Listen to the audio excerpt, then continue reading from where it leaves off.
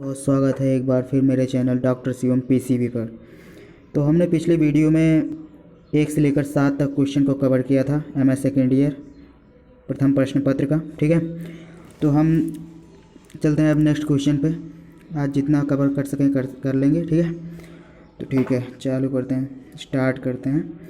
तो पहले बात तो मैं एक बात बता देना चाहता हूँ कि कुछ ट्रिक्स मैं बोलता हूँ कुछ क्वेश्चन के बारे में, तो आप पूरा वीडियो देखेंगे तभी आपको पता चलेगा। मैं बीच में ही बोलता हूँ, शुरू में नहीं बोलता हूँ, ना ही अंत में बोलता हूँ। ठीक है, तो चलिए स्टार्ट करते हैं। नंबर 8 क्वेश्चन, 8वां क्वेश्चन है पूंजीवाद। पूंजीवाद पूंजीवाद वह अर्थव्यवस्था है जिसके अंतर्गत उद्योग, व्यापार तथा वाणिज्य उच्च पैमाने पर वैज्ञानिक आधारों पर विवेकपूर्ण ढंग से संगठित तथा संचालित निजी संपत्ति संपूर्ण व्यवस्था का प्रमुख अंग होती है। मशीनों द्वारा उत्पादन कार्य, उत्पादित वस्तुओं की संगठित विक्रय व्यवस्था तथा अधिकतम कार्य कुशलता के लिए विशेषीकरण, विशेष बल एवं सर्व प्रमुख उद्देश्य अधिकतम लाभ प्राप्त करना है। पूंजीवादी व्यवस्था में काम ही जीवन है तथा कुशलता ही धन है। पूंजीवाद की प्रमुख विशेषताएं निम्न हैं: वस्तुओं का बड़े पैमाने पर उत्पादन, व्यापार एवं वाणिज्य का बौद्धिक संगठन तथा व्यवस्थित कार्य पद्धतियाँ, संगठित व्यवस्थित एवं निश्चित वैज्ञानिक आश्रित अर्थव्यवस्था, जनसमूह के लिए जनसमूह द्वारा उत्पादन, काम के लिए अधिकतम उत्साह तथा कार्यकुशलता, व्यवसाय में पूर्ण निष्ठा, श्रम विभाजन एवं विशेषीकरण तथा नए नए व्यवसायों का महत्व।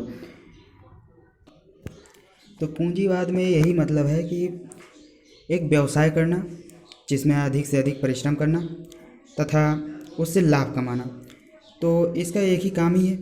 देखो इसमें लास्ट पॉइंट क्या है, यहाँ पर पूंजी व्यवस्था में काम ही जीवन है तथा कुशलता ही धन है। ठीक है, मतलब क्या, इसमें जितना काम करोगे उतना ही उसमें कुशलता आएगी, और कुशलता आएगी तो धन भी आएगा। ठीक है, तो इसमें होता क्या है, पूंजीवाद मतलब एक प्रकार से व्यवसाय करना। इसमें वैज्ञानिक तकनीकी भी जुड़ी होती हैं, मशीनों द्वारा कार्य करते हैं। जैसे बड़ी बड़ी कंपनियां हो गई तो उसमें मशीनों द्वारा काम किया जाता है। और हाँ, गणनाएँ भी होती हैं। ठीक है ना, आपने कोई प्रोडक्ट बनाया, कोई उत्पाद बनाया, तो उसका काउंट भी क्या करेंगे, व्यापार और गणितीय तरीके से उसे काउंट करेंगे ना, गिनेंगे कितना बना, कितना इसमें लाभ होगा, कितना हानि होगा, सब वाणिज्यिक तरीके से होती है ना। इसके अंतर्गत उद्योग है, वाणिज्य है, उच्च पैमाने पर वैज्ञानिक आधार विवेकपूर्ण ढंग से किया जाता है। ठीक है ना, सारी चीज़ें हैं इसमें। तो हमें यही पूंजीवाद से यही मतलब है कि वैज्ञानिक तरीके से वस्तुओं को उत्पादित करना, उसमें गणितीय विधि भी अपनाना तथा इसमें अधिक परिश्रम है, अधिक परिश्रम से कुशलता आएगी तथा धन भी आएगा उससे।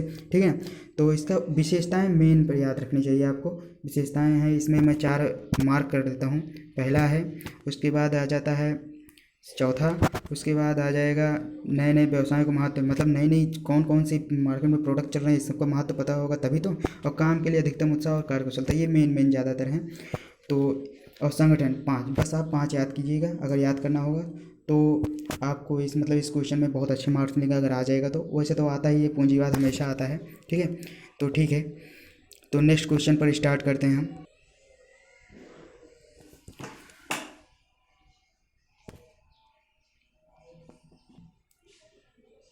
तो परार्थवादी आत्महत्या, इसमें देखते हैं, बहुत इंटरेस्टिंग है क्वेश्चन मुझे लग रहा है।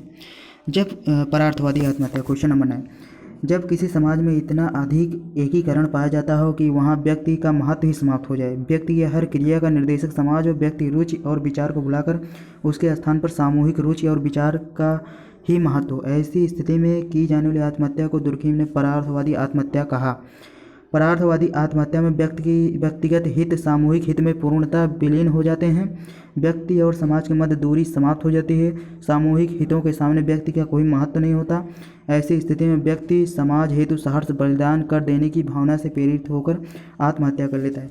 इसमें 2 कंडीशन है परार्थवादी, या तो समाज में इतने अच्छे अच्छे सिद्धांत दीजिए या सभी उसका पालन करें, या फिर आप समाज के लिए इतना विलीन हो जाएं कि आप जैसे कोई सामूहिक, जैसे होता है ना फिल्मों में हमने देखा है कि किसी के बहुत सारे बच्चों के लिए एक जान की कोई कीमत नहीं होती, तो कोई ना कोई बलिदान कर देता है अपने बहुत सारी जानों के लिए। ठीक है ना, तो उसी प्रकार है। या तो फिर जैसे आपने समूह कोई बनाया समाज में, उसमें आपने सिद्धांत दिए, वो समूह अब संगठन बन गया है, उस अपना कार्य कर रहा है और आपको या तो भुला दे, तो आप प्रेशर में आकर आप आत्महत्या कर लेते हैं। या फिर आप समाज के लिए, जैसे अभी हमने बताया फिल्म का उदाहरण, बहुत सारे बच्चे कहीं किडनैप हुए हैं और उनको बचाने के लिए आप अपनी जान दे दें, ठीक है ना। एक सामूहिक संगठन, इसे परार्थवादी मतलब दूसरे के लिए अर्थ में दूसरे के लिए आत्महत्या कर देना या बलिदान कर देना, इसका यह मतलब है, ठीक है। सामाजिक व्यवस्था क्या है? क्वेश्चन नंबर 10, व्यवस्था का अभिप्राय उस क्रमबद्धता से है जो किसी संरचना के विभिन्न संगठनों के बीच एक निश्चित प्रकार्यात्मक आधार पाई जाती है। व्यवस्था की अवधारणा गतिशील है। सामाजिक परिवर्तनों के साथ सामाजिक व्यवस्था में भी निरंतर परिवर्तन होते रहते हैं। वस्तुतः जिसे हम सामाजिक परिवर्तन कहते हैं वह एक प्रकार से सामाजिक व्यवस्था में होने वाला परिवर्तन का बोध कराता है। पार्सन्स के अनुसार सामाजिक व्यवस्था सामाजिक क्रियाओं के अंतर संबंध से निर्मित होती है। पार्सन्स ने अंतर क्रियात्मक संबंधों के जाल को सामाजिक व्यवस्था माना है। संक्षेप में सामाजिक व्यवस्था से अभिप्राय उस व्यवस्था से है या अवस्था से है जिसमें समाज की विभिन्न संगठक इकाइयाँ एक दूसरे के साथ प्रकार्यात्मक आधार पर मिलकर संतुलन की स्थिति निर्माण करती हैं, जिसमें स्वीकृत उद्देश्यों के अनुसार सामाजिक क्रियाओं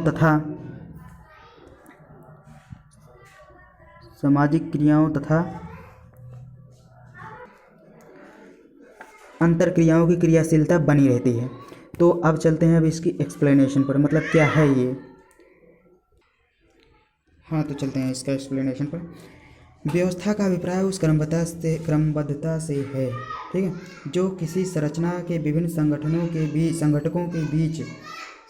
के बीच एक निश्चित प्रकारात्मक आधार पाई जाती है। अच्छा, कोई व्यवस्था बनाया जाती है, कोई सिस्टम, जैसे घर को सजाना हुआ तो कोई आधार होगा ना, कोई आधार तो होगा किसकी उपलक्ष्य में आप घर को सजा रहे हैं। जैसे दिवाली आ रही है, ठीक है ना, दिवाली के आधार पर आप घर को सजा रहे हैं।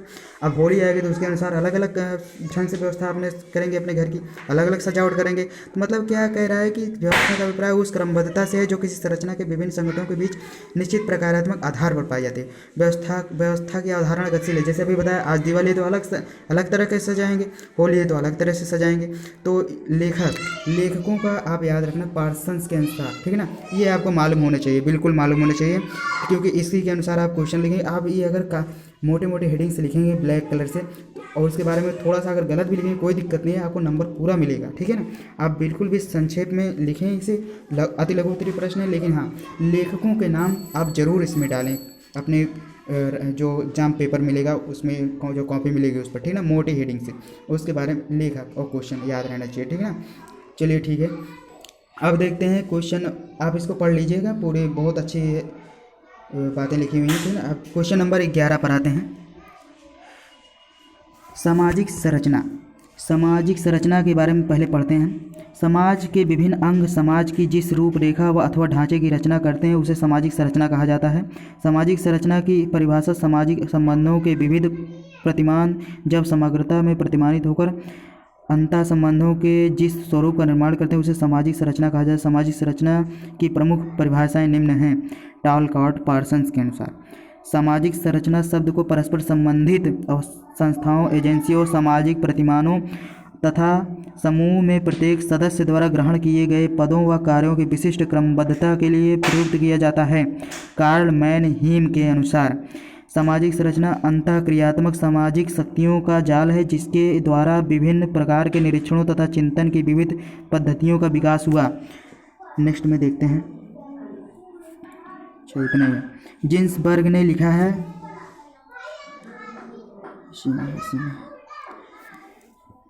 जिन्सबर्ग ने क्या कहा है, सामाजिक संरचना की चर्चा करते हुए लिखा है कि सामाजिक संरचना का अध्ययन सामाजिक संगठन के प्रमुख स्वरूपों अर्थात समूह, समितियों तथा संस्थाओं के प्रकार तथा इनके संकुल जिनसे कि समाज का निर्माण होता है से संबंधित है।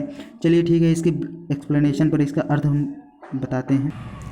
अच्छा, सामाजिक संरचना का मतलब समझना। अच्छा चलिए ठीक है, जैसे कोई विवाह हुआ, किसी का विवाह होने वाला है, तो समाज में निर्धारित किया जाता है आपको इन रस्मों को पहले करना है, फिर उन रस्मों को करना है। तो सभी बुद्धिजीवी मिलकर एक रस्म बनाते हैं, ठीक है ना। तो सभी मिलकर रस्म बनाते हैं, उसी के अनुसार एक विवाह संपन्न होता है। एक संरचना बनी ना कि इतने लोगों को मतलब आना है, इतने लोगों को ऐसी व्यवस्था होगी, एक संरचना बन रही है ना। तो आप इसका मतलब इसको पढ़कर आप अपना अर्थ अपने अनुसार निकाल सकते हैं, लेकिन आपको मेन बातें इसमें, पहली बात तो लेखकों का नाम याद रहना चाहिए भाई साहब, बिल्कुल भी नहीं भूलना है, ठीक है ना, जीन्स वर्ग ने, ठीक है ना। छोटा छोटा आप इसमें एक एक लाइन भी लिख देंगे कोई देंगे, लेकिन लेखक लिखेंगे, ठीक है ना, तो बहुत ज़्यादा नंबर में आपकी बढ़ोतरी होगी, ठीक है। तो चलिए नेक्स्ट क्वेश्चन पर स्टार्ट करते हैं। तार्किक क्रिया, तर्क के आधार पर की जाने वाली तार्किक क्रियाएं कहलाती हैं। समझ रहे हैं, तर्क के आधार पर की जाने वाली तार्किक क्रियाएं कहलाती हैं। इस प्रकार की क्रियाओं में लक्ष्य और साधन में उचित सामंजस्य रहता है। इन क्रियाओं का आधार अनुभव, प्रयोग और प्रमुख रूप से तर्क रहता है। ये क्रियाएं वैश्विक आधार पर प्रभावित होती हैं। इनमें कल्पना और अनुमान का कोई स्थान नहीं होता। तार्किक क्रियाओं की वास्तविकता को निरीक्षण, परीक्षण व प्रयोग द्वारा ही परखा जा सकता है। पैरेटो के अनुसार हम तार्किक क्रियाएं उन क्रियाओं को कहते हैं जो न केवल कर्ता के दृष्टिकोण से अपितु अधिक व्यापक ज्ञान रखने वाले अन्य व्यक्तियों से साधन को लक्ष्य के साथ जोड़ती है। स्पष्टतः तार्किक क्रियाओं की जो महत्वपूर्ण विशेषता है वह यह है कि ये क्रियाएं लक्ष्य और साधन के मध्य तर्कपूर्ण संबंध स्थापित करती हैं। तर्क संगत क्रियाएं ही तार्किक क्रियाएं कहलाती हैं।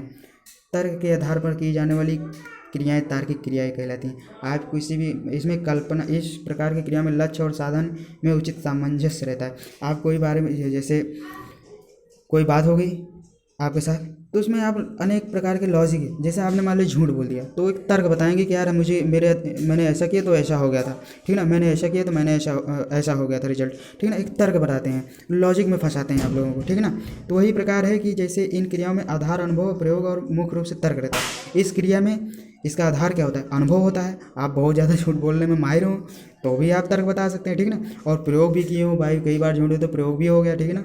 और मुख्य रूप से तर्क रहता है भाई, तर्क लॉजिक, समझ रहे हैं ना, उसमें मतलब बातें बनाने, ठीक है ना।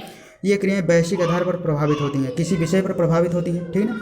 कोई विषय होगा तभी तो आप तो उस पर लॉजिक बनाएंगे। जैसे न्यूटन का एग्जाम्पल लेते हैं, सेब गिरा तो उस पर एक तर्क बनाया उन्होंने, क्यों गिरता है यार, ऐसा कुछ तो होता होगा जिस पर ये गिरता होगा, तब जाके पता चला कोई बल है, अर्थात गुरुत्वाकर्षण बल है, ठीक है ना।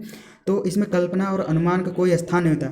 इसमें कल्पना, देखो, तर्क एक अलग है, कल्पना अलग है। इमेजिनेशन मतलब ये ऐसा हो जाएगा, ऐसा हो जाएगा, और किसके कारण होता है, ये तर्क है, ठीक है ना, समझिए। तो यही तर्क है। तो चलिए ठीक है, नेक्स्ट क्वेश्चन में चलते हैं। क्वेश्चन नंबर 13, सांस्कृतिक लक्ष्य। इसमें है सांस्कृतिक लक्ष्य, ठीक है, सांस्कृतिक लक्ष्य, ठीक है। सांस्कृतिक लक्ष्य, सांस्कृतिक लक्ष्य, चले पढ़ते हैं हम। एक मिनट है, सब नीचे आ जाओ।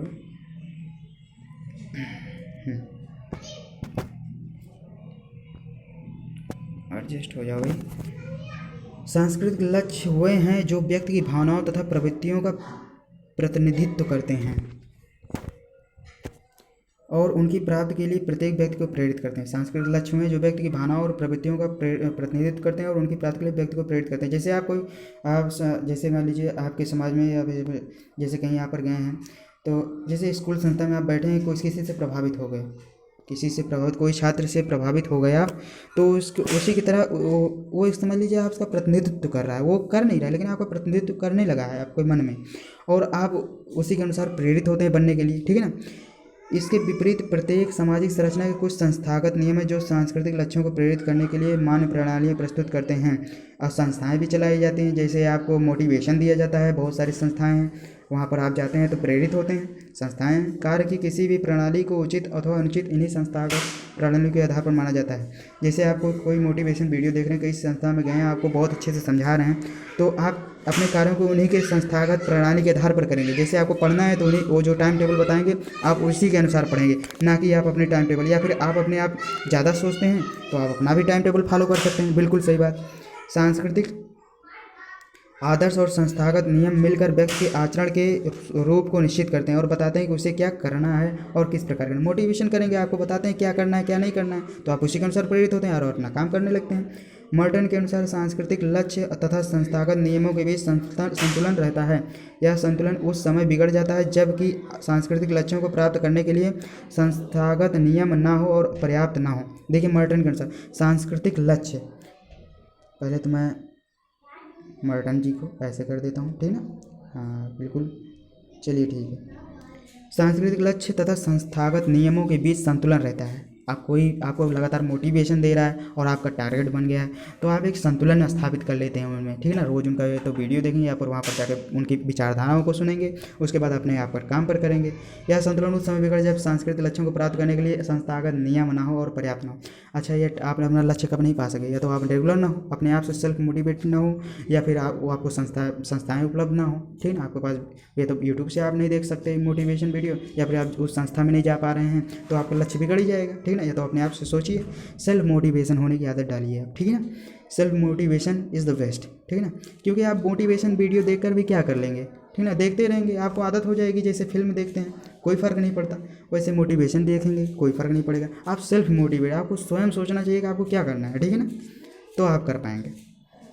आपने आप टाइम निर्धारित कीजिए। अच्छा, बच्चे कहते हैं कि मतलब हम बहुत ज़्यादा भूल जाते हैं, पढ़ी लिखी हुई चीज़ों को भूल जाते हैं। अच्छा, एक बात बताइए, आप स्कूल से आते हैं अपने घर पर जब छोटे थे, अभी भी अब तो आदत सी हो गई, चलिए ठीक है, छोटे थे तो क्या आप भूल जाते थे क्या? स्कूल से आते थे और घर का रास्ता भूल जाते थे क्या? नहीं, क्योंकि रोज़ रोज़ जाते थे आप वहाँ पर। तो ऐसे पढ़ाई भी होती है, आप उसी चीज़ को रोज़ रोज़ पढ़ेंगे, रिवाइज़ करेंगे, तो आप कहाँ भूलेंगे यार। आपको याद करने की ज़रूरत ही नहीं पड़ेगा, आप उसी रोज़ देखिए, हमेशा याद रहेगा। चलिए ठीक है, नेक्स्ट क्वेश्चन स्टार्ट करते हैं। Question number 14।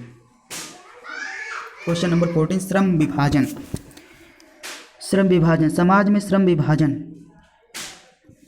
एक मिनट, समाज में श्रम विभाजन दुर्खीम का शोध प्रबंध है। चलिए इसको बड़ा कर देते हैं, जब है हमारे पास सिस्टम, है ना। समाज में श्रम विभाजन दुर्खीम का शोध प्रबंध है, यह इनका पहला ग्रंथ है। सामान्य रूप में श्रम विभाजन से तात्पर्य उन उत्पादन की उस प्रक्रिया से समझा जाता है जिसके द्वारा विभिन्न व्यक्ति अलग अलग कार्य करके एक वस्तु का उत्पादन करते हैं। इस प्रकार श्रम विभाजन एक आर्थिक क्रिया के रूप में सामने आता है।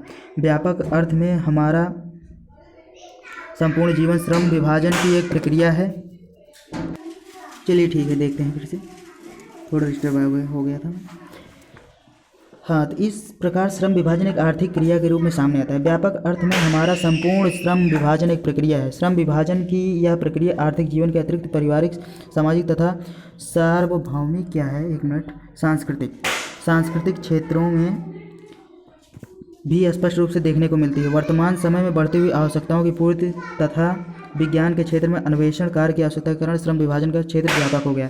अच्छा, जैसे मान लीजिए आपको कोई कार्य करना है, श्रम विभाजन का मतलब है जैसे आपको पेड़ काटना है, ठीक है ना, तो एक काम करेंगे, एक आदमी क्या, चलिए पेड़ नहीं, आपको कोई काम करना है, घर का सजावट करनी है, तो आप क्या अकेले करके बहुत अधिक कम समय में आप सजावट कर पाएंगे क्या? नहीं।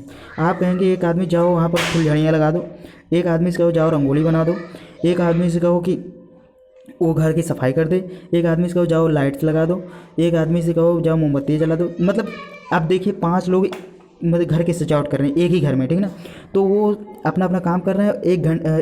1 घंटे जो 2 घंटा आप लगाते धीरे धीरे एक काम करते, वह तुरंत आधे घंटे में संपन्न हो गया, ठीक है ना। तो यह हुआ श्रम विभाजन का फ़ायदा है। ये इसे उद्योगों में, कंपनियों में आजकल बहुत करते हैं। एक काम को एक ही मजदूर थोड़ी करता है, कई सारे मजदूर कर देते हैं, ठीक है ना, तो जल्दी जल्दी काम हो जाता है। यही है श्रम विभाजन। चलिए देखते हैं क्वेश्चन नंबर 15, प्रश्न नंबर 15, सापेक्ष वंचना क्या है? सापेक्ष वंचना, सापेक्ष वंचना, इतना ही क्या? सापेक्ष वंचना नहीं पड़ा है। सापेक्ष वंचना, इसका प्रतिपादन अमेरिकन सोल्जर नामक पुस्तक में लिया गया है, ये याद रहना चाहिए।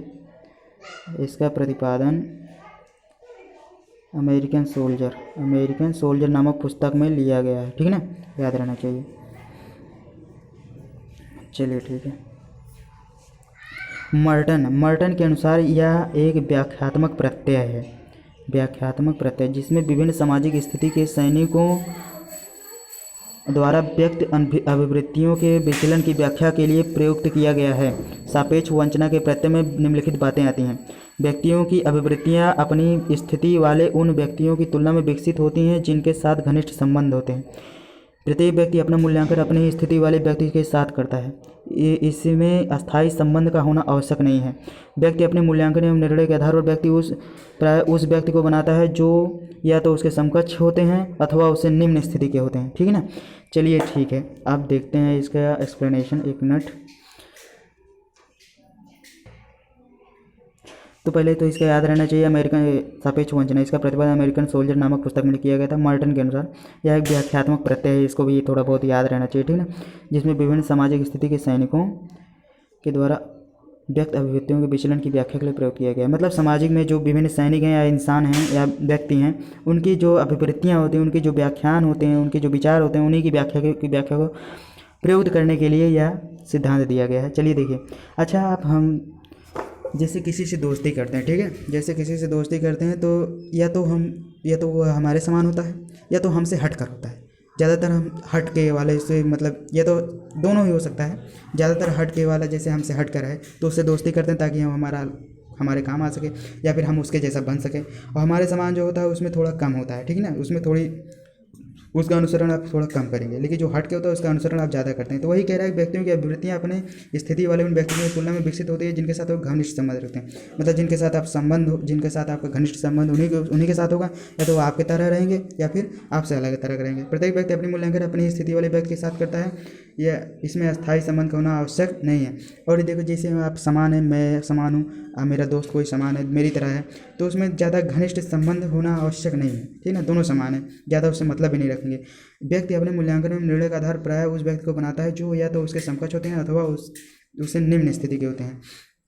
देखिए, इसमें निम्न स्थिति बोल दिया, चलिए ठीक है, या उससे कम होता है या उससे ज़्यादा होता है या समकक्ष होता है, बराबर होता है, तो उन्हीं के साथ अपना मूल्यांकन करता है, ठीक है ना। जैसे कम होगा, निम्न होगा उससे, तो उसके साथ कैसा करेगा, अरे मैं तो इससे बड़ा हूँ, ठीक है ना, मेरा इससे कोई मतलब नहीं है, अच्छा चलिए ठीक है। अच्छा, जो समकक्ष बराबर होगा, चलो ठीक है, हम दोनों बराबर हैं। जैसे अब कोई बड़ा है उससे या उससे हट कर है, उससे ज़्यादा है, अरे यार इससे कम है, हम इसकी तरह होना चाहते हैं, ऐसे करता है ना, ठीक है। चलिए ठीक, क्वेश्चन नंबर 16 यानी 16 नंबर, प्रत्यक्ष एवं अप्रत्यक्ष, गोचर एवं अगोचर। प्रत्यक्ष मतलब गोचर जो दिखाई पड़े, अप्रत्यक्ष माने प्रत्यक्ष एक डायरेक्ट भी इंग्लिश शब्द है, अप्रत्यक्ष यानी इनडायरेक्ट, अगोचर जो इधर उधर मुड़ कर जाए या फिर मतलब ये सब कार्य हैं, ठीक है, देखते हैं मर्टन के अनुसार।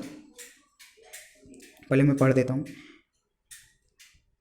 मर्टन के अनुसार गोचर प्रकार वह वस्तुनिष्ठ परिणाम है जो कि सामाजिक व्यवस्था के अनुकूल सामंजस्य में योगदान देते हैं। ये इच्छित होते हैं और व्यवस्था में भाग लेने वाले व्यक्तियों द्वारा मान्य होते हैं। इसके अतिरिक्त अगोचर प्रकार की अभिप्राय उन वस्तुनिष्ठ परिणामों से जो न तो इच्छित होते हैं और न मान्य। प्रकार के गोचर तथा अगोचर परिणाम के आधार पर मर्टन ने यह बताया कि व्यक्ति की प्रेरणा तथा व्यवहार का परिणाम समान नहीं होता। कभी कभी व्यक्ति कार्यों को करता है जिसका गोचर परिणाम उसके समक्ष रहता है, किंतु अगोचर परिणाम में वह नहीं देख पाता जो बाद में सामने आता है। ठीक है, इतना ही है। चलिए ठीक है, इसके व्याख्यान पे करते हैं। चलो देखते हैं डायरेक्ट इनडायरेक्ट है।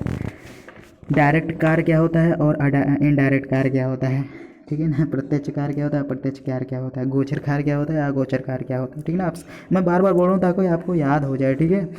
तो डायरेक्ट देखो जैसे मान लो किसी व्यक्ति को कोई कार्य करना है, अगर उसके रिजल्ट उसके सामने आ जाएगा, मतलब डायरेक्ट मिल जाएगा, तो वो उसमें कार्य करने पर ज़्यादा जोर देगा कि जो बहुत दूर, मतलब उस समझ नहीं पा रहा है इससे इस कार्य को करने से मुझे क्या मिलेगा, कि वो कार्य करेगा। तो डायरेक्ट कार्य करना जो उसे दिख जाएगा ना, इसको डायरेक्ट करने से यही मिलेगा, तो उस पर ज़्यादा जोर देगा ना, इसका यही मतलब है। आप अपने अनुसार निकाल लीजिएगा। इस पर मर्टन जी हैं, मर्टन जी को गोला कर दो, ठीक है ना, ठीक है।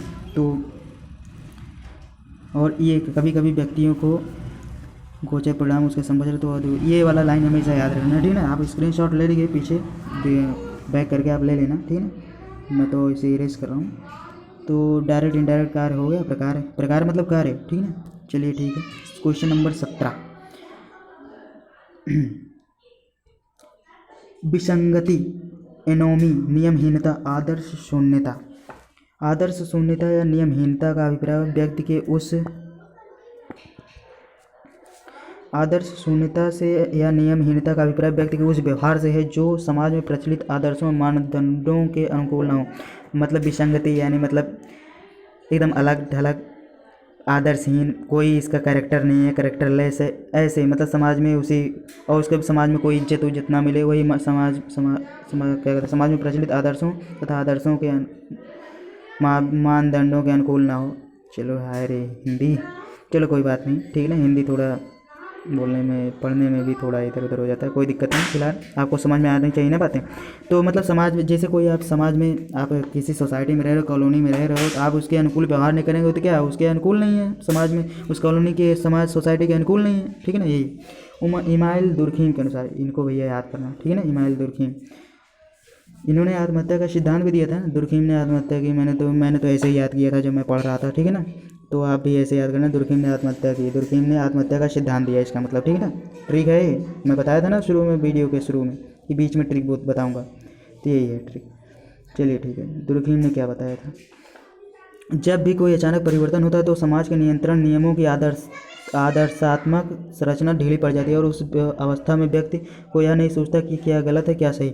उसकी इच्छाएं अदम्य रूप से बढ़ने लगती हैं और उसकी संतुष्टि के लिए यह नियमहीनता को अपनाता है। आकस्मिक परिवर्तन से समाज की नियंत्रक शक्तियाँ दुर्बल पड़ जाती हैं, तो व्यक्ति की इच्छाएं तीव्र गति से बढ़ने लगती हैं और व्यक्ति उनकी पूर्ति के लिए स्वच्छंद व्यवहार करने लगता है। यही विचलनकारी व्यवहार है। रॉबर्ट मर्टन ने आदर्श शून्यता तथा विचलनकारी व्यवहार की व्याख्या प्रकारवादी दृष्टिकोण से की है। मर्टन के अनुसार आदर्श शून्यता की सांस्कृतिक संरचना के पतन के रूप में समझा जा सकता है, जो कि मुख्य रूप से तब उत्पन्न होती जबकि लक्ष्यों तथा साधनों के बीच एक रूपता नहीं रहती। मर्टन ने सांस्कृतिक संरचना के टूटने को आदर्श शून्यता कहा है। मर्टन के अनुसार यह स्थिति तब उत्पन्न होती है जब किसी व्यक्ति की संरचना में सांस्कृतिक लक्ष्यों तथा उन्हें प्राप्त करने के साधनों के बीच असमायोजन होता है। मर्टन ने नियमहीनता को समाज और संस्कृति की संरचना से संबंधित माना है। और है क्या इसमें? नहीं, इतना ही है। चलिए ठीक है, इसे व्याख्यात्मक करेंगे, इसकी व्याख्या देते हैं। विसंगति आप समझ गए होंगे, समाज के अनुकूल कार्य न करना, उसके मानदंडों, उसके जो नियम है उस पर खरा न उतरना। अब जैसे कभी कभी ऐसा सिचुएशन आता है, एक ऐसी घटना आती है कि जैसे व्यक्ति ईमानदार है, उसे समाज ईमानदारी से रहने न दे, तो क्या करता है, उसको दिमाग काम नहीं करता है, वो इधर उधर काम करने लगता है और अपनी इच्छाओं को पूरा करने के लिए गैर कानूनी भी हथकंडे अपनाने लगता है, ठीक ना। और समाज की शक्तियाँ दुर्बल पड़ जाती हैं, मतलब उसे रोक नहीं पाती। यही है विसंगति, नियमहीनता हो जाता है। आदर्श शून्यता, वह इतना आदर्श था लेकिन फिर भी अब आदर्श अपना खो चुका है, मतलब इतना सीधा साधा था फिर भी अब इतना बुरा बन गया है। तो वही कभी कभी ऐसी सिचुएशन आ जाती हैं, लेकिन हमें ऐसा नहीं होना चाहिए। मैं तो अपना मोटिवेशन दे रहा हूँ, आप लोगों को ऐसा नहीं करना चाहिए। कोई भी सिचुएशन हो हमें लड़ना चाहिए यार, ठीक है ना। कोई भी सिचुएशन हो समाज के अनुकूल ही रहना चाहिए ज़्यादातर। वो तो ऐसी सिचुएशन कभी आएगी, आप अपने आप को देखते हैं कर पाते हैं या नहीं, आप अपने आप खुद देखेंगे, मैं तो कहाँ देखूंगा। मैं तो बस बता रहा हूँ कि कोई भी सिचुएशन हो अपने आप को ठंडा रखिए, दिमाग को, ठीक है ना, और अपने अनुसार कार्य कीजिए, ठीक है ना। सामाजिक नियमों को ज़्यादा देखिए ना, मत देखिए, लेकिन हाँ अपने नियम पर रहिए, अच्छा काम कीजिए, ठीक है ना। और एकदम मेहनत के साथ अपने जुटे रहिए अपने टारगेट पर, अपने लक्ष्य पर, ठीक है। तो चलिए नेक्स्ट क्वेश्चन पर चलते हैं। प्रतिमान चर पार्सन्स के अनुसार एक प्रस्तुत स्थिति में कर्ता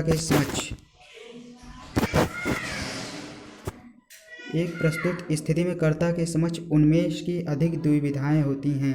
उस विभिन्न प्रकार के उन्मेषों के बीच चयन करना होता है। इस चयन द्वारा ही स्थिति का कर्ता की दृष्टि में एक निश्चित लक्ष्य होता है। किसी स्थिति में कर्ता क्रिया के प्रति उन्मुख होने से पूर्व विभिन्न विकल्पों में से एक का चुनाव करता है, क्योंकि जिस प्रकार लक्ष्य अनेक हैं उसी प्रकार उन्हें प्राप्त करने के साधन भी अनेक हैं। कर्ता के समक्ष जितने विकल्प होते हैं उन्हें पार्सन्स 5 द्विवर्गों में रखा है। ये प्रतिमान विकल्प निम्न प्रकार हैं, देखें। अनुरागात्मकता बनाम अनुरागात्मक तटस्थता, आत्मसंबंध बनाम समूह संदर्भ, सार्वभौमिक बनाम व्यक्तिगत, गुण बनाम कार्यकुशलता, विशिष्ट बनाम व्यापकता। उपर्युक्त प्रतिमान चर व्यक्तित्व, सामाजिक तथा सांस्कृतिक तीनों प्रकार की प्रणालियों से संबंधित हैं। चलिए इसकी व्याख्या देखते हैं क्या है ये। पहले तो पार्सन्स के अनुसार भैया इसको नोट कर लें, ठीक है।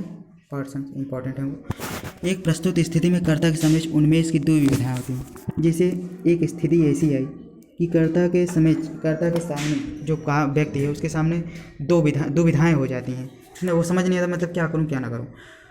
तो उनमें से वो उसी लक्ष्य को, उसी कार्य को चुनता है जिसमें उसके लक्ष्य एक सटीक दिखाया जाए, जैसे डायरेक्ट वाला है, मैंने बताया था। हाँ डायरेक्ट वाला, सेम टू सेम डायरेक्ट वाला है। चलिए ठीक है, मैं बताता हूँ फिर से। तो जैसे कभी कभी दुविधाएं आ जाती हैं कि कोई व्यक्ति है, उसे क्या करना चाहिए, क्या नहीं करना चाहिए, कैसे करना चाहिए, कैसे नहीं करना चाहिए, सब कुछ दुविधाएं हो जाती हैं, किसके साथ रहें, किसके साथ ना रहें। तो वो उन्हीं कार्य को करता है जो उसे सटीक दिखाई देता है। ये तो उसके तरीके हैं उसके भी हैं। ये अनुरागात्मकता जो मैं बता रहा हूँ, देखिए कैसे होता है।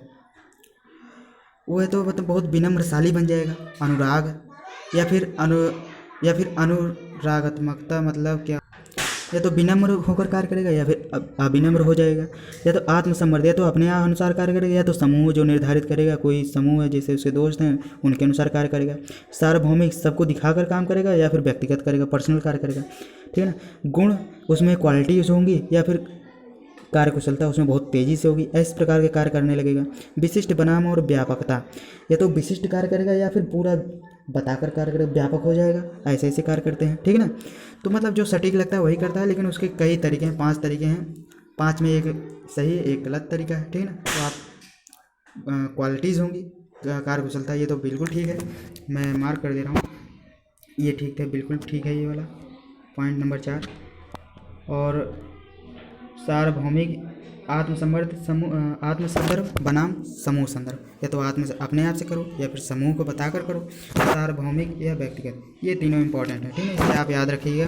तो क्वेश्चन नंबर 19 यानी 19 की तरफ चलते हैं। मध्य सीमा सिद्धांत क्या है ये, चलिए देखते हैं नेक्स्ट पेज में।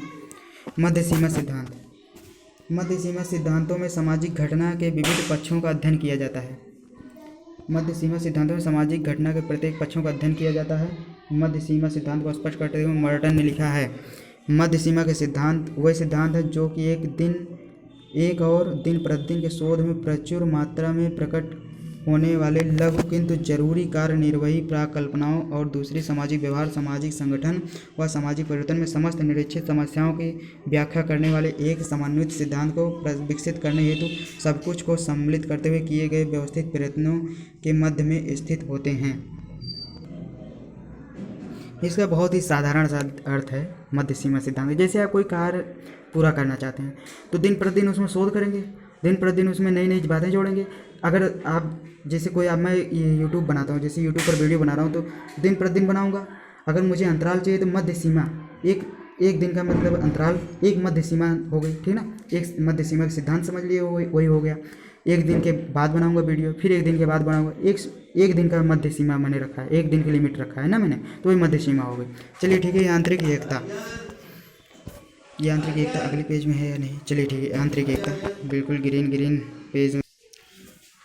चलिए क्वेश्चन नंबर 20 पर स्टार्ट करते हैं। यांत्रिक एकता, सरल आदिम और प्राचीन समाजों में पाई जाने वाली एकता को दुर्खीम ने यांत्रिक एकता कहा है। समूह के सदस्यों में पाई जाने वाली समानताएं इस एकता की आधार हैं। इस समाज में लोगों की परिस्थितियों और भूमिकाओं में, विचारों, विश्वासों और जीवन की शैलियों में, मानसिक, सामाजिक और नैतिकता में समानता पाई जाती है। इस स्थिति में व्यक्ति का व्यक्तित्व समूह के व्यक्तित्व में घुल जाता है। वह समूह के साथ यंत्रवत सोचता, कार्य करता और आज्ञाओं का पालन करता है। इस प्रकार के आचरण से स्थापित एकता को दुर्खीम ने यांत्रिक एकता कहा है। यांत्रिक एकता मतलब क्या, दुर्खीम ने, यांत्रिक एकता यानी दुर्खीम ने बोला है। सरल आदिम और प्राचीन समाजों में पाई जाने वाली एकता को दुर्खीम ने यांत्रिक एकता कहा है। मतलब समझ में आया। जो जैसे पहले के आदिम पुराने ज़माने के इंसान जो होते थे, ठीक ना, वो समाज में एकता में रहते थे, ठीक ना। जैसे मान आदिमानव में देख लीजिए, ठीक ना। आदिमानव क्या करते थे, एक गुट में रहते थे, ठीक ना। जो समूह करता था वही वो भी करते थे, जो उसमें मुखिया होता था वो कार्य करता था, वो पूरा समूह वही करता था। तो उसमें यांत्रिक एकता पाई जाती है। उसी के अनुसार वो अपना मानसिक, सामाजिक और नैतिकता में समानता पाई जाती है। उसमें सोचने समझने की समानता एक साथ पाई जाती है, वही मानसिक, सामाजिक और नैतिकता में समानता पाई जाती है। समझ में? तो वही मतलब है उसका कि जो समूह करेगा वह व्यक्ति भी करेगा, ठीक है। यही यांत्रिक एकता है। अहमवादी आत्महत्या, क्वेश्चन नंबर 21, प्रश्न नंबर 21। अहमवादी आत्महत्या, मैंने बताया था दुर्खीम ने आत्महत्या की थी, आत्महत्या नहीं की थी, मतलब एक ट्रिक है, ठीक है ना। आप इसे याद कर सकते हैं। उन्हीं के 4 आत्महत्या के सिद्धांत बताए थे, उनमें से अहमवादी आत्महत्या भी है। इसका और भी है या नहीं है अभी, ठीक है। चलिए ठीक है, देखते हैं। अहमवादी पहले पढ़ लेते हैं। अहमवादी आत्महत्या में व्यक्ति अपने को समाज से पृथक और कटा हुआ समझने लगता है। अहमवादी आत्महत्या में व्यक्ति अपने को समाज से पृथक और कटा हुआ समझने लगता है। समझ रहे हैं, ठीक है ना। अहमवादी बहुत गर्व महसूस करता है, बहुत घमंडी है, अपने आप को समाज से बहुत अलग समझता है, ठीक है ना। वह सोचता है कि लोग उसकी उपेक्षा कर रहे हैं, लोग वह सोचता है या तो वो उसकी मतलब बड़ाई कर रहे हैं या फिर उसका मजाक उड़ा रहे हैं, ठीक है ना। बड़ाई कर रहे हैं तो ठीक है, मजाक उड़ा रहे हैं तो वो चले जाएंगे क्या। चलो ठीक है, देखते हैं। एकांतवाद से उसका बोझिल मन आहत होता है और वह अपनी जीवन लीला समाप्त करने के लिए आत्महत्या कर बैठता है। व्यक्तिगत जीवन तभी संतुलित है जब वह सामाजिक जीवन के साथ पूर्णतः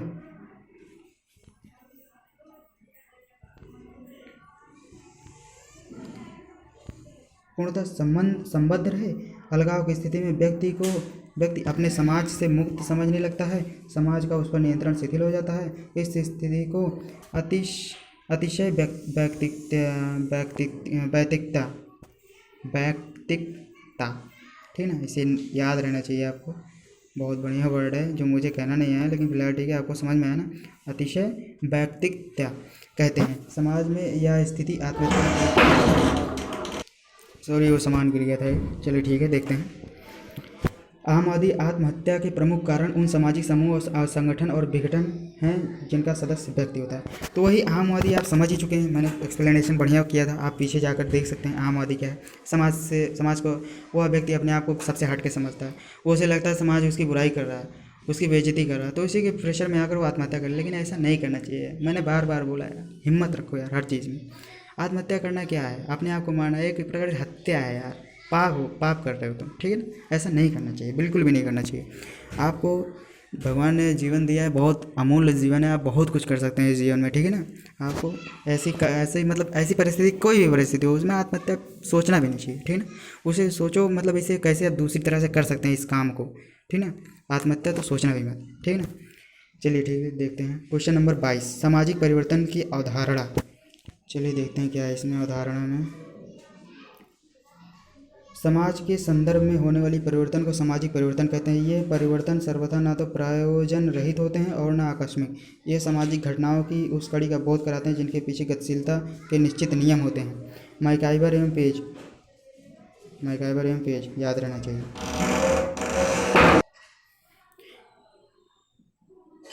मैकाइवर एवं पेज के अनुसार समाज का अस्तित्व एक समय क्रम के संदर्भ में होता है या किसी प्रकार की उत्पत्ति ना होकर एक प्रक्रिया है। इस प्रकार सामाजिक परिवर्तन एक पृथक वस्तु है जिसे सांस्कृतिक परिवर्तन से पृथक किया जा सकता है। समाज जो कि मुख्य रूप से सामाजिक संबंधों की व्यवस्था है, अतः सामाजिक परिवर्तन का सर्वप्रथम अभिप्राय उन परिवर्तनों से है जो सामाजिक संरचना में होते हैं। सामाजिक परिवर्तन का आशय विद्यमान सामाजिक व्यवस्था में होने वाले अंतर से है। मुख्य परिभाषाएं निम्न है। चलिए देखते हैं कौन सी। जेम्स के अनुसार क्या है? जेम्स के अनुसार सामाजिक परिवर्तन वह शब्द है जो सामाजिक प्रक्रियाओं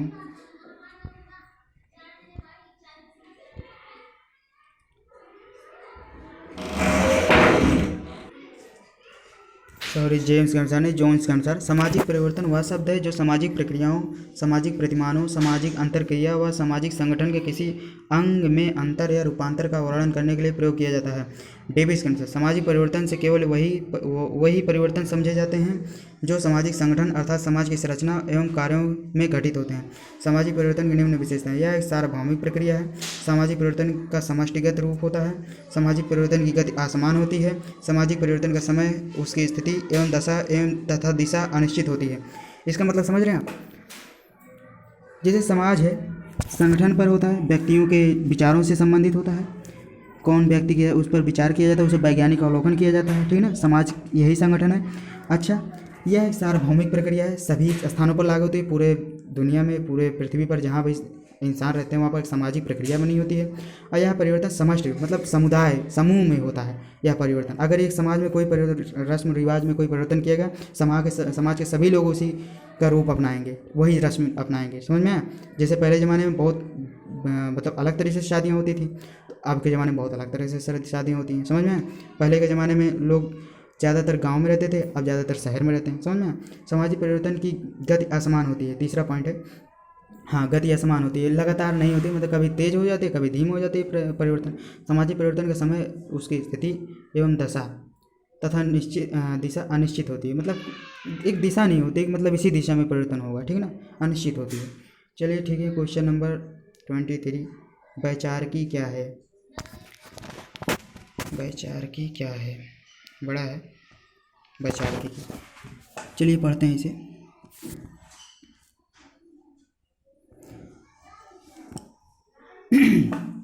वैचारिकी शब्द का प्रयोग उसके अनेक प्रकार से हुआ है। शाब्दिक दृष्टि से वैचारिकी का अभिप्राय विचारों की व्यवस्था से, यही विचार की व्यवस्था ही वैचारिकी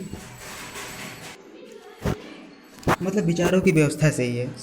वैचारिकी शब्द अनेक विचारों से प्रकार से हो, जिस शाब्दिक दृष्टि से वैचारिकी का अभिप्राय विचारों की व्यवस्था है। बहुत सारे विचार, इसमें मूर्त विचार मतलब जिसे हम छू नहीं सकते, एवं चिंतन का समावेश होता है जिसमें सोचते हैं, ठीक ना। इस प्रकार प्रारंभ में वैचारिकी शब्द का प्रयोग विचारों के सिद्धांत को दर्शाने के लिए किया जाता था, किंतु वैचारिकी की वर्तमान अवधारणा इसके विपरीत हो गई। आप बताओ, पहले सोचने विचार करने अमूर्त विचार चिंतन का समावेश होता है, अब इसके अलग है। देखते हैं क्या, वर्तमान अवधारणा केवल विचारों की व्यवस्था से ही नहीं संबंधित नहीं है, अपितु यह विचारों की एक हित संबद्ध प्रणाली को भी दर्शाते हैं। हाँ, कोई विचार हो उसमें हित है या अहित, इसको दर्शाना होता है। कार्ल मैनहीम के अनुसार वैचारिकी विचारों की वह व्यवस्था है जो समाज की वास्तविक प्रकृति के ऊपर आवरण डाल देती है। मतलब इसको समझना होगा आपको। कार्ल मैनहीम इंपॉर्टेंट है। वैचारिकी विचारों की वह व्यवस्था है जो समाज की वास्तविक प्रकृति के ऊपर आवरण डाल देती है। इसका अचेतन रूप उन व्यक्तियों के मस्तिष्क में होता है जो मौजूदा समाज व्यवस्था को बनाए रखना चाहते हैं। बिल्कुल सही बात है। जो समाज में अच्छी व्यवस्था बनाए रखना चाहते हैं वह उन पर पर्दा डाल देते हैं या फिर उनको उजागर भी कर देते हैं। देखा जाता है जो अराजक तत्व होते हैं, समझ में। तो चलिए देखते हैं अलग और क्या है। वैचारिकी दो प्रकार की होती है, विशिष्ट और संपूर्ण। यह तो किसी मेन पॉइंट पर विशिष्ट होगी, इम्पोर्टेंट होगा, या फिर संपूर्ण पूरी सभी विशेष होगी। जब किसी व्यक्ति का मत उसके जीवन के परिस्थितियों द्वारा अचेतन रूप से विकृत होता है तो वह विशिष्ट वैचारिकी है। मतलब जब कोई व्यक्ति है उसका जीवन जो है परिस्थिति अचेतन रूप से विकृत होता है, ठीक ना, मतलब वो विकृत है, मतलब वो परिवर्तन स्थिर नहीं है, वो विकृत है, ठीक ना, इधर उधर है, तो उसकी विशिष्ट वैचारिकी हो जाएगी। उसका भाई जैसे सब अच्छे ज्ञान दे रहे हैं, एक अलग ही ज्ञान दे रहे हैं, तो उसका विचार विशिष्ट भाई माना जाएंगे, विशिष्ट माना जाएंगे, स्पेशल माना जाएंगे। यह व्यक्ति के मनोवैज्ञानिक तथ्यों पर आधारित होती है।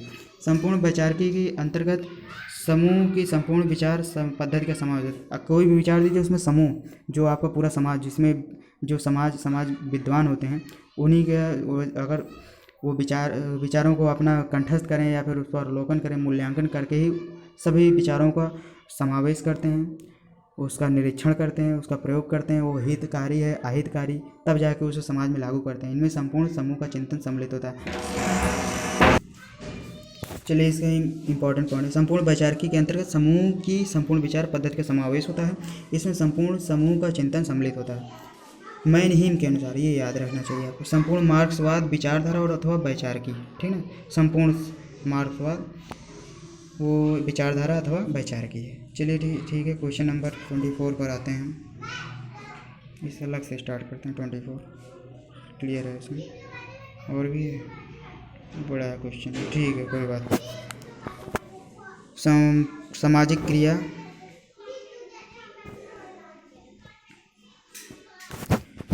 ठीक है, चलिए ठीक है।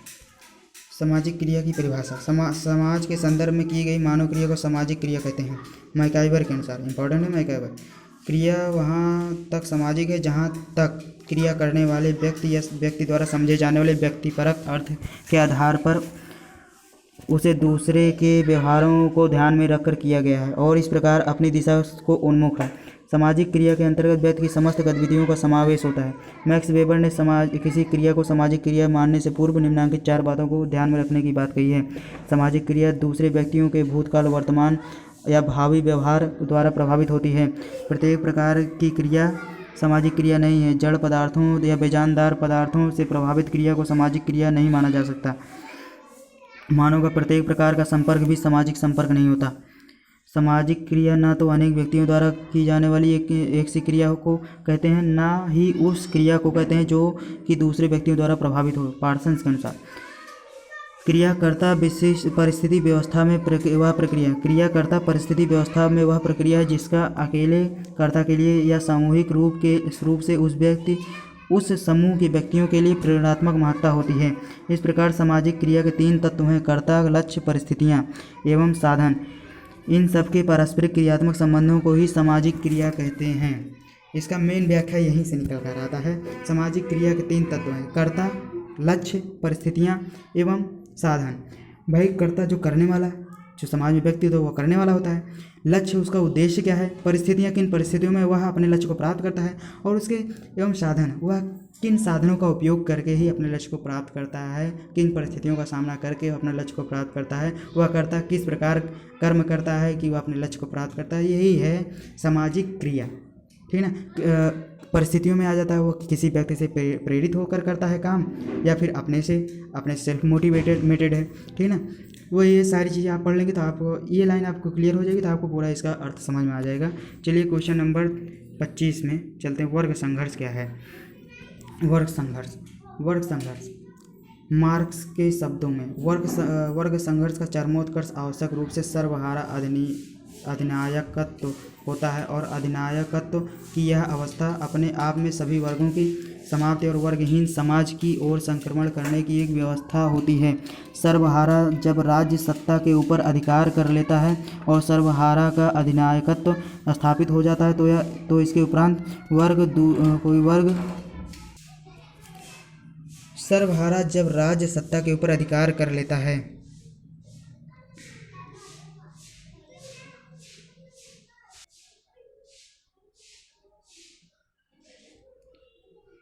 और सर्वहारा का अधिनायकत्व स्थापित हो जाता है, तो इसके उपरांत कोई वर्ग दूसरे वर्ग की मेहनत के ऊपर जीवित नहीं रहेगा। इस प्रक्रिया के पूर्ण होने के पश्चात एक ऐसे समाज की स्थापना होगी जिसमें कोई वर्ग नहीं होगा और न ही वर्ग हित होंगे। अतएव तब वर्गों की रक्षा के लिए राज्य की आवश्यकता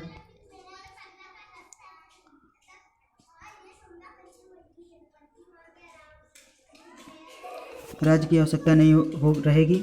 अतः राज्य की मूर्छा कर मिट जाएंगे और केंद्रीय मशीन के रूप में जो कुछ बचेगा वह केवल उत्पादन और वितरण की व्यवस्था के लिए होगा। सामाजिक विकास की इस स्थिति में एंजल्स के शब्दों में व्यक्तियों के ऊपर शासन नहीं होगा, केवल उसके स्थान पर वस्तुओं की व्यवस्था और उत्पादन की क्रिया का संचालन होगा। मतलब अभी तक आपने बहुत सारी घटनाएं देखी भी हैं। वर्ग संघर्ष, 4 वर्ग होते हैं, ओबीसी, जनरल, जो भी है जनरल, ओबीसी, एससी, एसटी, जो भी हैं, सभी वर्ग में संघर्ष होता है, ठीक है ना। आगे चल के ये सब व्यवस्थाएं मुक्त हो जाएंगी, ऐसा आशा किया जा रहा है। सभी लोग, केवल कोई वर्ग संघर्ष नहीं होगा, ठीक है ना। जैसे यहाँ पर देखिए लिखा है, जिसमें कोई वर्ग नहीं होगा और ना ही वर्ग हित होंगे। कोई सी वर्ग के बारे में कोई हित भी नहीं बतला पाएगा। आगे चल के केवल विकास पर जोर दिया जाएगा, विकास पर ही, उत्पादन पर, समाज को चलाने की प्रक्रिया पर ही ध्यान दिया जाएगा। कोई वर्ग संघर्ष नहीं होगा। तो आपके वर्ग के बारे में आप अच्छी तरह से जानते भी हैं, ठीक है। हम दूसरा क्वेश्चन पर डिस्कस करते हैं। वर्गहीन समाज। चलिए ठीक है, स्टार्ट करते हैं। मार्क्स के अनुसार सर्वहारा वर्ग का अधिनायकत्व सामान्य रूप से वर्ग विभेदों को दूर करने और उत्पादन के मौजूदा संबंधों को तोड़ने की संक्रमणकालीन अवस्था है। मार्क्स के शब्दों में वर्ग संघर्ष का चरमोत्कर्ष आवश्यक रूप से सर्वहारा अधिनायकत्व होता है, और अधिनायकत्व की यह अवस्था अपने आप में सभी वर्गों की समाप्ति और वर्गहीन समाज की ओर संक्रमण करने की अवस्था होती है। सर्वहारा जब राज्य सत्ता के ऊपर अधिकार कर लेता है और सर्वहारा का अधिनायकत्व स्थापित हो जाए, तो इसके बाद कोई वर्ग दूसरे वर्ग की मेहनत पर जीवित नहीं रहेगा। इसके उपरांत एक ऐसे समाज की स्थापना होगी जिसमें कोई वर्ग नहीं होगा और न वर्ग हित रहेंगे। तब वर्ग हितों की रक्षा के लिए राज्य की आवश्यकता भी नहीं होगी। यह समाज पूरा वर्गहीन समाज होगा। जैसे आप बताइए, पहले राजा महाराजा होते थे, ठीक है ना। एक राज्य के एक राजा, बहुत सारे राजा हुए करते थे राज्यों के। अब हुआ क्या कि उन्हें पहले मुख्यमंत्री में बदल दिया गया, प्रधानमंत्री में बदल दिया गया, राष्ट्रपति बताइए। अब पूरे भारत का एक ही राजा है, राष्ट्रपति, उसके नीचे प्रधानमंत्री, फिर मुख्यमंत्री जैसे होते हैं, डिवाइड कर दिए गए। लेकिन मेन कार्य किसके हाथ में रहता है? प्रधानमंत्री और राष्ट्रपति। मतलब एक ही इंसान होगा जो पूरे राज्य में राज करेगा। वही राज करेगा क्या, शासन प्रणाली अपनाएगा और दूसरों को भी अपनाने के लिए कहेगा। तो कोई वर्ग ही नहीं होगा, वर्ग संघर्ष ही खत्म हो जाएगा, वर्ग भी नहीं होगा। इसी प्रकार वर्ग में भी अप्लाई होगा। तो आगे चल के भविष्य में क्या होगा तो देखा जाएगा, ठीक ना। वही अधिनायकत्व, यानी जो अधिनायक होगा, उसका जो नायक होगा, जैसे राष्ट्रपति या प्रधानमंत्री। हमारे भारत में तो प्रधानमंत्री मेन है, ठीक ना, लेकिन राष्ट्रपति भी होते हैं, उनके बिना कुछ काम नहीं होता, ऐसी बात नहीं है, ठीक है ना। वो भी इम्पोर्टेंट है। तो जैसे राष्ट्रपति को मानकर मैं करता हूँ, ठीक है ना। जैसे तो एक ही होगा राजा पूरे राज्य का, ठीक ना। तो न तो वो भी वर्ग, कोई वर्ग किसी वर्ग से संबंधित होगा, ना ही हम भी किसी वर्ग से संबंधित हो गए, तो वही वर्गहीन समाज हो जाएगा। सिर्फ उत्पादन, विकास और बस केवल काम और अर्थ रहेगा, परिश्रम और पैसा और विकास होगा, ठीक है ना। तो वर्गहीन समाज हो जाएगा। आप सब समझ में आ गया? ठीक है, चलिए क्वेश्चन नंबर 27, सामाजिक मूल्य क्या हैं?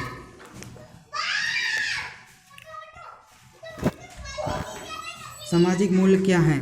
एक विलक्षण ढंग से मूल्य की परिभाषा करते हुए डॉक्टर मुखर्जी ने लिखा है कि मूल्य समाज द्वारा मान्यता प्राप्त इच्छाएं एवं लक्ष्य हैं जिनका अंतरीकरण सीखने या समाजीकरण की प्रक्रिया के माध्यम से होता है, जो व्यक्तिनिष्ठ अधिमान, मान तथा अभिलाषाएं बन जाती हैं।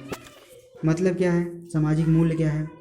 एक विलक्षण, इस पर इम्पोर्टेंट कर देता हूँ, एक विलक्षण ढंग से मूल्य की परिभाषा करते हुए डॉक्टर मुखर्जी ने लिखा है। मुखर्जी जी को घोड़ा में कर दो, ठीक है। मूल्य समाज द्वारा मान्यता प्राप्त इच्छाएं एवं लक्ष्य हैं। मूल्य समाज, जैसे किसी चीज़ का कोई वस्तु है आपने खरीदा, तो उसका जो मूल्य है वो समाज द्वारा मान्य किया है ना, कि अपने आप से उसको पैसे दे दोगे।